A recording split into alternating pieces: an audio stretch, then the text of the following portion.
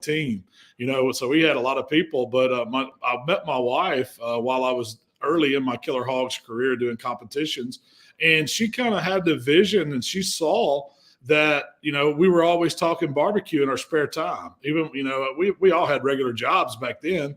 Yeah. And and she saw that whenever I was around my buddies or whatever, the conversation went to barbecue.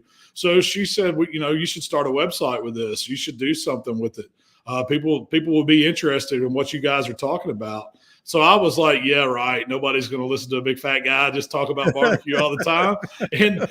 But she convinced me to do a website, and so we did, and it was mainly for sharing pictures and stuff like that, just what we were doing at contests. But then she taught me into doing a newsletter, a weekly newsletter. And I'm not a writer by any means. I never claimed to be. And she said, that's okay. I just want you to write it like you talk to your buddies. So the grammar doesn't have to be right. I don't have to worry about conjugation and all that. And so I started writing about that. And the early stuff was about competition stuff. But I soon realized that, hey, man, there's only so many people doing competition barbecue, but just about every home in the United States has a barbecue grill of some time. So I started branching out. I started branching out and just doing stuff that I was comfortable cooking here at home and sharing what I was doing and what I was learning along the way and giving out tips and all that stuff. And it just snowballed. I mean, people really took to it, and it kind of put barbecue on another level. Back then, all this barbecue was secret. Nobody shared the way they were cooking stuff. They didn't share their sauce recipe. They didn't share their seasonings. And so I was one of the first ones to really start doing it on a big level. And I think it just resonated with people, and people, it kind of brought barbecue to the mainstream, to the forefront. And now it's just grown crazy. Well, I'm not going to lie, as I was here waiting for us to get started, I was scrolling. And by the way, the website is howtobarbecueright.com, correct? That's correct. And I was scrolling through some of the recipes, which I've done. Usually I watch your YouTube channel, which, again, I would highly recommend people get there. It's 1 million plus, last time I checked, followers, subscribers.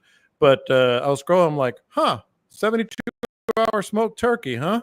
That's timely. And, I've done the overnight thing with my turkeys and smoked them. But that was interesting. So people can go there this time of year and really get anything. It's not just like ribs, brisket, whole hog or whatever. Like I saw the crab rangoon dip and all these other things. That's what makes it a little bit more unique. You think that's what resonates? Well, I think it is. And, with the different types of social platforms out there, it gives me some liberty to experiment, to play around with some recipes. So, a lot of the stuff you see me do on YouTube, it's more about a grill or a smoker or a pit of some kind, doing a recipe on that. Well, on TikTok, I do all kinds of stuff. And I use my grills, I use my pits, the tools I have, but also cook stuff in the kitchen, because not everything that we cook, I know you're the same way, it's not always coming off a grill or outside. Right. And so it gave me that leeway to experiment, to share some of the other stuff that I like cooking for my family, my friends. Yeah. Now I know how it started, like a lot of stories, backyard pitmaster, learning along the way, getting tips and information from other people. But let's not gloss over a very important aspect here. I believe you are, I like to call it, classically trained as well, correct? No, I'm not. Oh, okay. I thought you went to a school and refined some of the things. No, so I was doing commercial construction and architecture field. I was an intern architect. Same difference. Yeah. So I had no training. I worked in high school. I think I worked in fast food. Then I worked at a Cracker Barrel sit-down type restaurant. That's about my only experience in any kind of a professional kitchen. But I just had a passion for it. I mean, being in the South, everything centers around the kitchen or, hanging out. That's where everybody congregates. And so I was always one of those kids that was around my mom and dad if they were in the kitchen, or my granny's house. I was always over there. My dad was outside cooking on the grill. I wanted to know what was going on. I was curious, and I enjoyed it. And I've always loved cookbooks, the old ones especially, and cooking shows. Yeah. So that's kind of what got me interested in it. And in college, I mean, I can remember watching Emerald back in the day. That was one we always watched in the dorm. It was just, it's one of those things that just kind of stuck with me. And I've always liked it. I've always enjoyed cooking something and letting other people try it. And, hopefully they like it. Are you like me in the sense that obviously with my day job, which is in the media, broadcasting and writing, you sort of have to embrace social media. You mentioned TikTok, YouTube, just Twitter. It said, by the way, Twitter is where I saw your recipe on the smoked turkey, and that kind of dragged me in. I think you posted that today. But is it kind of weird sometimes too? Like, oh yeah, I got a TikTok. Oh yeah, I got to do this. But it's the conduit. It's the way Yeah. to get to people now, right? It is. And, we realized that early on from starting this business out of our kitchen that we didn't have money to spend on advertising. We couldn't afford print media. We couldn't afford a billboard. We couldn't afford all these things. But social media just happened to be the one place where it was free. We just had to put in the sweat equity. We had to do the work and put it out there and keep it on a regular schedule and strive to make better content and learn. We didn't know anything about cameras or recording equipment. Even our early videos, we didn't even edit them. We just put raw stuff out there until we figured out, we need to edit this. We need to get it down for time constraints and attention span and stuff. So, and that's how we did it. And so it's still a learning process for us. I think that's why it still feels new, even after we've been doing this almost 20 years now. Yeah, it was 07 when you really dug in. Yeah, that's really when. So it was about the time 2008 when when the recession hit. I got laid off a job. It was the second layoff I'd went off just because the construction industry had started taking a nosedive, and I was fresh. I was one of the new guys, so they let a bunch of us go, and with the promise to come back. But I didn't want to go back. So I dug in. I ordered my first pallet of seasoning. Rochelle and I started really making a schedule and sticking to it, and how we were going to create content, how we were going to advertise these rubs and stuff, and how we were just going to spread the word of barbecue. And then we said we had enough money saved up to do that for a little while. And I said, I can always go back to work. I mean, they called me back several times, and I've never went back to a desk job again. I'll do this as long as I can. Please don't. And really, I really stumble across your work. Obviously, I'm a sicko. I'm a barbecue sicko, and that's why we do the podcast, and I get to know all these people over the years. But I really stumbled in with your whole hog stuff and your pork stuff. And largely what was impressive to me is you have very meticulous, small things that really make a big difference. And I think that's where people can learn. And that's just trial and error. That's just competition. Is it a combination of everything that really got you to do those little things? It is really repetition and trial and error. I mean, that's how you hone your barbecue skills. I mean, it's not hard. What we do is not hard, but it does take some know-how, some experience, and to know how to overcome instances if your fire goes out, if it's windy that day, if a meat's not getting done like you think it is, learning to cook the internal temperature instead of time, all those little facets of it that make a difference just came over the years of doing it. And it's all trial and error. I mean, I had a few guys that helped us out in the competition world when you first get going, but most of that stuff, people aren't sharing those secrets. I mean, you can take classes and you can learn a few things, but nobody's giving you all of it. And my thing was, I was just willing to be an open book. If I'm learning, I'm sharing what I've learned, and I don't hold it back. And I think that resonated with people. Yeah, I mean, look at the success now. Now, the other thing that is very intriguing to me with what you do is like not just the meticulous nature of you cooking. I mentioned the variety of things that you cook, but it transcends state lines, and that is happening a lot right now. Like I'm in Texas, I'm in Houston, and I've really gotten into over the last 3 or 4 years cooking whole hogs, which in Texas it used to be, oh God, no, whatever. And now I can go to Tennessee, I can go to Mississippi where you are, I can go to Carolina, and I can get some fantastic Texas brisket, which even it works in the other way too. Like in your neck of the woods when you're growing up, people were probably like, oh no, not Texas brisket. So that to me, that's the best part of the social media and what you're doing. Yeah, we didn't even have brisket. If you saw brisket, it might have been around Easter or something. That was about the only time you really saw it in our grocery stores. And it just wasn't a thing. So that definitely has changed. And I think that's part of barbecue coming to the forefront.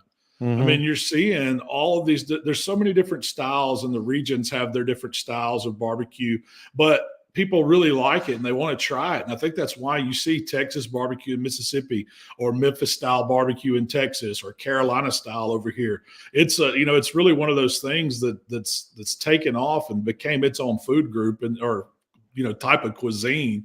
And Yeah. that's I think what it is really, that barbecue is really a comfort food. It's something that when people think about it, makes them feel good. It reminds them of family, of good times, of holidays, of these get-togethers and things like that. And that's what it's really always been about. It just got kind of pushed to the back burner as not anything that was important, just that something people do in their spare time. I guess I don't know what people really thought of it. I call it an event. It I think barbecue is an event. I mean, I can look over to my left outside, and I've got the griddle and the pellet grill and the pit, and I guarantee you, when I start cooking, like that becomes everybody hangs out in the kitchen. Everybody starts hanging out back here. Can I sample this? Can I do that? So the event of cooking has actually turned the industry into a monster. I mean, it's a multi-billion-dollar industry. More and more pits, more and more grills. And what you guys have, do with, obviously with Killer Hogs and et cetera, to me, it's still just sort of scratching the surface, though. There are so many other things. Like griddles are a new phenomenon, at least here. Pellet grills are somewhat new. So you mean, you know what I mean? Well, I think you've got the pellet grills, the griddles, and now the live fire. All the fire pits you see people cooking over now. That's kind of been the way it's trending. And I love seeing it because, as long as people are cooking outside and trying new things and getting better at what they're doing, honing their skills, it's better for all of us. Yeah. And it really is, like you said, it's a multi-billion-dollar industry now. I mean, used to, you had some charcoal grills and you had your gassers, but gas grills dominated the market. And now we're seeing these pellet grills come in and take a piece of that market. We're seeing the flat top griddles. We're seeing the live fire guys. We're seeing the smokers. I mean, it's amazing, what an outdoor kitchen is now. It really is. You're out. What was your patio is now an extension of your kitchen outside, and it's the place that people want to hang out. You don't see people gathering around the oven, getting excited about what's coming out of there. But you put your turkey on a smoker and then serve it. Oh, man, now, what are we talking about? We're going to have Tom Gosney on, I think next week or the week after. Gosney pizza ovens. Yeah. Holy smokes, they're going through the roof. That's going to be one of my next things that I get. I don't have one yet, but I've got some buddies that are cooking on that particular Gosney, and they love them. So I said, I've got to have one for next 900, 1,000 degrees, cook a pizza in 12 minutes.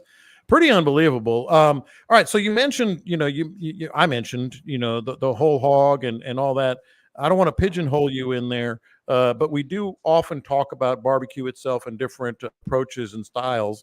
And I hope I'm remembering this right. It's been a while since I saw the video, but you cooked a big hog that was, and I'm sure you've done many, but one in particular that I was watching on YouTube, where like I said, the detail of mopping, of covering certain areas of the hog, of with foil or whatever, and how I think it was the one where you had the pivoting, the rotating top. Now, when you're cooking whole hogs, when it gets intimidating, but it's really not as hard as it seems. Is that kind of the message you'd like to tell people? When I teach people how to cook hogs, that's what it's all about. The hardest part of cooking that hog is getting it to the pit. Once you get it prepped, you get it home, you get it prepped, you get it seasoned up, injected, everything you're going to do to it, and you have somebody help you put it on the pit, all you have to do is maintain a temperature and watch. That's the easy part. The hard part is getting it prepped. So once you figure that out, then you can cook a really, really good hog. It's not difficult. It takes a long time. It's a process, but it's really forgiving. It's such a big mass. There's a lot of great muscles in that hog, a lot of good meat. So it's one of those things that if you can just keep the fire going and be patient and get it done, it's going to turn out fantastic every time. Yeah. And the other thing I wanted to ask you about is, you have some great seasonings. Obviously you have I guess I'm forgetting the name, but your poultry seasoning that I saw today. You have some other seasonings all over. It's all over in stores. It's in Texas Star Grill Shop, of course. But do people sometimes maybe fall on a crutch of this is my seasoning? Because a lot of times I'll taste a chicken that tastes somewhat like the brisket, that tastes somewhat like the ribs, and maybe that's where people need to maybe not experiment, but try other things a little bit. Well, I think that's one of the great things about or guys that like to cook barbecue or people that like to cook barbecue in general. You're always experimenting with other stuff. I mean, Hmm. I've got some go-tos. I've got my seasonings that I've been using for years. But if you open my pantry, I've got open bottles of all kinds of stuff, and I'd be willing to bet that most people do.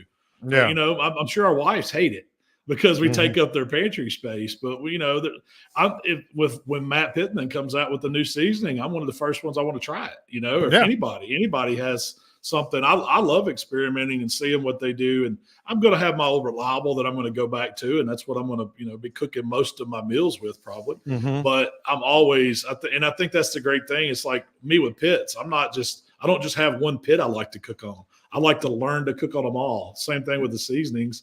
And I think most people get to there if they're really, addicted to the queue like I Sure. am. Sure. They want to try the latest and greatest, and they want the new stuff, and it's always evolving. Another thing, as we're talking here about the seasonings and such, a lot of times people want this consistent bark, and I think they sort of correlate that with brisket. That's not Mhm. the case, is it? I mean, the bark is something that almost every piece of meat that you put on should be worked on. Correct? I think so. Yeah. When you say bark, I think people get in the mind it's that burnt outer edges or something. Yeah. And Yeah. that's not what bark is.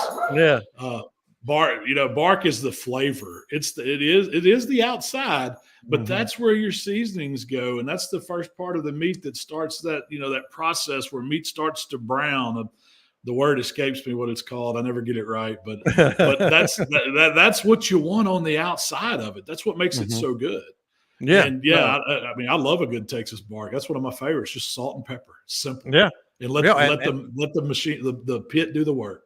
Let the meat speak. Now let's talk about some of the other things that I know you've been become a star over, and that is working with regular people, regular pit masters.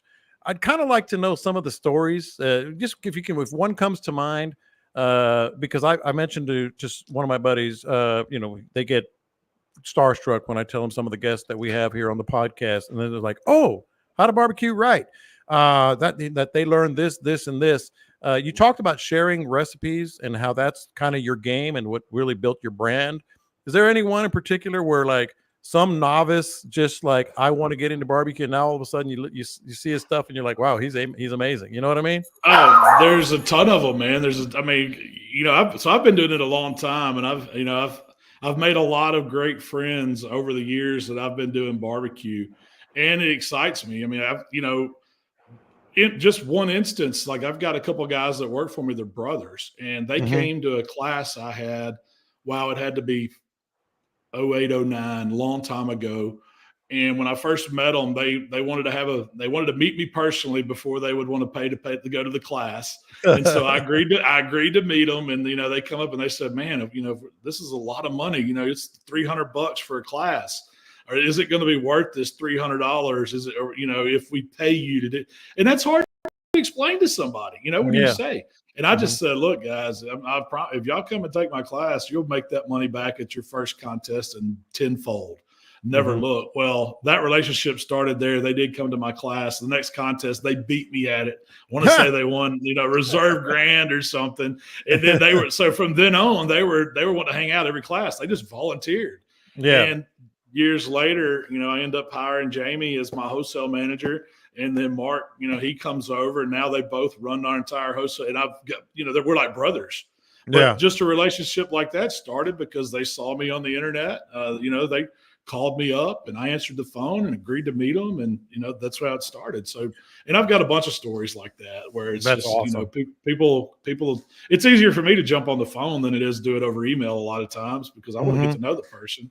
And Yeah. so I would, my wife probably hated it, but I would spend hours just talking to people about how to cook a brisket or how to cook a hog or, the things like me and you're talking about. And I could Yeah. talk about it all day. Well, we won't keep you all day, but about another 10 minutes or so, because there are some other things we want to cover. Oh, by the way, and you've mentioned Rochelle a couple of times. I did read something along the way. Part of the reason that your brand has really expanded, she had a little experience in branding and website design, or what She was it? so She was working for some internet companies, and they were building websites and things like that. And Mm-hmm. so, but I mean, and it was marketing before marketing. I mean, it was all Mm-hmm. newsletter marketing, emails, things like that back there. And there wasn't any video stuff. There wasn't a such thing as Facebook. Mm-hmm. I know one of the first platforms that we ever did was what was it called? MySpace. The Oh, early, MySpace. early, Oh, early, wow. early, yeah. Where That Tom was was a your while back. friend, yeah. Yeah. So that was the first Killer Hogs venture into social media. And then of course Facebook come out, and then when YouTube came out, it was that was that's really what set us off, starting to turn the content from just being on a website or being a newsletter to something people could watch a video of. And I Yeah. think when people saw it, they were like, "Wow, I could do this. If this guy can do it, I can do it." And it's amazing what it is now. How are you still evolving behind a pit? Well, I mean, I think the sky's the limit on what you can do outside cooking and barbecue. And I mean, I think the hardest part for people would be to stay motivated and to just want to do it, because after you've done so much. But I really do enjoy it. I mean, I have a passion for it. So Mm-hmm. going out there and coming up with something new to cook, and to me, it's second nature. It's something I would be doing anyway with my buddies on the weekends. Yeah. So why not share that? And I think, I've always said if one person will watch the video and they can take something from it, that it means something to me, and I'll keep doing it. Yeah. And I think that's the drive. I really do. I like doing it, and it's a lot of fun. It's a lot of hard work. We put a lot of hours in, and there's some days the weather just doesn't cooperate, and it's, or you may be sick or something, but you just got to go through there, and you got to, keep working at it, and don't give up. And man, it's crazy what you can grow it into. The crazy thing, and I don't know how many competitions you still do. I'm sure you do some every year, so maybe some of your favorites, but the balance of all of a sudden you got a full-time job doing this, but you still have those competitive instincts or friends that you want to compete with or whatever. Is that kind of like maybe the hard part? Well, that is hard finding. That's the biggest thing now is time. I don't have time to do everything I would like to do. Because I'm pulled in so many different directions. I try to do, the contests I'm doing now, they're ones I want to do because they're fun, and it's, me and my buddies might be cooking against each other exactly like you described, or something local, wild game contest. I've done some of those here recently. But, the barbecue side of things, I don't get to do many of those anymore. We've been hosting more at our shop. Okay. So we started like doing local stuff, because that's kind of where I got started. I was a backyard guy for years before I ever became a pro. And so I know what it means back then to have a limited budget, not have the best grill. You're working with what you got, and you're just trying. You're doing it because you like it. You really have a passion for it. So that's what we wanted to do, and that's the contest we've been helping organize. And then we'll sponsor some contests, and I'll go out and travel and go to those and do stuff. Yeah. The other part that, and I tell people when people, because I'm cooking all the time, what keeps you going? I'm not a competitive like you. I'm not even in the same hemisphere, but I do it a lot. I say, I always still get a little nervous when I take the meat off the pit. And I found that a lot of people still have that, like even as good as you are, as confident as you are, you're like, did it turn out just the way I want? I mean, that little sort of anxiousness, that nervousness, it's a competition with yourself. That kind of keeps me going. Oh, I nailed it. Oh no, let me change it. You know what I mean? I do it every time. Every time, because you never know, man. No two pieces of meat cook alike. I've learned that a long time ago. And then in the competition world, you get humbled real quick. When you think you've done something to your best ability, it's absolutely perfect. And then you come in middle of the pack, you're scratching your head. Yeah. And then sometimes you just wing it and you win the whole thing. So you never know. And but it builds up, it builds up that anxiousness. You don't know if it's good or not. And I don't know until I try it. I don't know if it's good or not. It should be. Yeah. I've got the experience. I did the technique right. I did it, the pit ran good, but you still don't know. There's always that uncertainty. And so I love it. I love it. I love that about it. It's a competition with yourself. That's what I tell people. I'm like, okay, absolutely. Did I screw this up? No. Okay, good. Another one. I fooled them again. This is what I often say. I've felt that many a time. Yeah.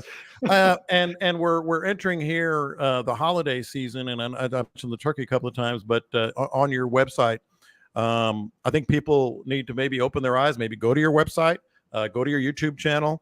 standing rib roast, a holiday tradition, prime rib, a holiday tradition, ham, whole ham leg or spiral ham, a holiday tradition. I want to get your thoughts on those. Don't be afraid to put them out on your pit, huh? And what would you Oh, recommend? yeah, man, if you haven't done the double smoked ham for a holiday, oh man, it's the only way. And I'll never cook a turkey in the oven again. In fact, I don't even want to eat oven roasted turkey. The smoked turkey. Now, a deep fried turkey is good. Yeah. I'm not gonna knock a deep fried turkey, Yeah. but it can't hold a candle to a smoked turkey. Mm-hmm. And I usually do the big Texas style turkey breast. That's what my family like. They want to see the centerpiece turkey, the whole bird. Yeah. But what everybody eats is that Texas style turkey breast when I bring it. Yeah. So I'll bring both. So you take pictures of the whole bird and then you eat the really juicy, perfectly smoked, just seasoned with a little salt and pepper, a little butter in the wrap. It's simple, but man, it's good. I noticed you didn't spatchcock that turkey. Yeah, I cooked it whole. That? Yeah. I mean, spatchcocking's great if you're trying to cook it fast, or if your grill is not big enough for a whole bird. Mm-hmm. But a lot of things. What I'm thinking when I'm cooking whole turkey, it's about the presentation. People want to see a golden, really the whole turkey. That's the one they want to take pictures of. Spatchcock turkey. If I have to cook multiple turkeys, I'm gonna spatchcock them. If I'm gonna have it cut up and ready to serve, I'm gonna spatchcock it. Just because it's faster. I mean, it cooks great. They both cook really good. Yeah. But spatchcock does cook good. Now I'll tell you one that I did last week, and there'll probably be a video on it here in a few weeks.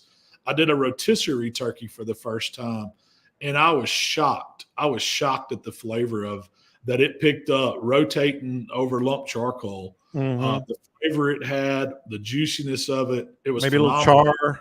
It had a little char in places. The tips of the wings want to burn up. And it's not the prettiest bird you've ever cooked. Yeah. But, man, the flavor was phenomenal. It was that good. Wow. All right. Tell me a little bit about the double smoked ham, because I know our listeners, and when you said that, they probably went, I'm going to have to go look at that. But give us a little thumbnail sketch of what you're doing. So when you go get a ham, most people are buying a cured, fully smoked ham. It's fully cooked. The directions say put it in a roaster, warm it up so many minutes per pound with, in the oven. And that's how people say do it. It's already been smoked in Virginia or wherever over the Carolinas where they do all the hams. And that's what most people are used to. And they're great. They're fantastic. I grew up eating those. But when I started doing these hams, taking that same instruction on how to warm it up and putting it on a smoker and bringing it up slow and then making a glaze to go on the outside of it. And that's why I call it double smoked. It's smoked once already. When you buy it, it's smoked. All you're doing is getting it back up to a safe temperature. So you're not trying to cook it to 200 degrees or anything. You're just trying to get it back to 140. It doesn't take that long, a couple, 2-3 hours, you're good. But I do it slow. I don't crank the heat up. Usually, 225 to 250, something in that range. Yeah. And you glaze it about the last 30 minutes so the sugars don't over caramelize. So it has just this beautiful color. The presentations of them is fantastic. And I've done the whole hams. I've done the split like a shank or a butt portion. And I love to do the ones that are spiral cut because they're so easy to carve up. You can put so much flavor on them, and it doesn't take long at all. You don't even have to worry about the temp. I mean, you never get a true temp on it. So usually it takes 2.5 hours at about 225 to 250, and it's ready to rock and roll for your holiday meal. Let's go. Let's go. Let's go. What are you gonna? Are you a traditional ham turkey roast guy during the holidays? That's usually what we do for Thanksgiving.